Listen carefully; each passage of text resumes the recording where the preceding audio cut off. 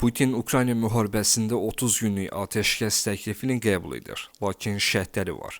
Bu uzun müddətli sülhlə nəticələnməli və Ukrayna böhranının əsas səbəblərini aradan qaldırmalıdır.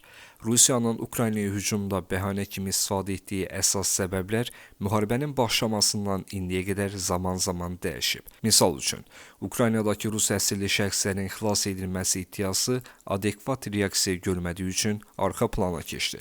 Lakin dəyişməyən şərtlər var. Ukraynanın NATO-ya üzv olmaması, Rusiyanın zəbt etdiyi ərazilər üzərində nəzarətin tanınması və s.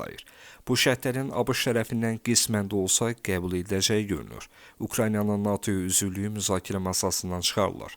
Lakin Kiyevə təhlükəsizlik zəmanətinin ən azı Avropa miqyasında verilməsinin təmin edilməsi qaçılmaz olacaq. Ukrayna üçün isə ərazi güzəştləri qaçılmaz görünür. Tramp qeyd edir ki, Ukrayna ilə münaqişənin həlli nəticəsində hansı əraziləri saxlayacağını və nələri itirəcəyini, həmçinin bu məsələ ilə bağlı yekun razılaşmanın digər elementlərini müzakirə edir.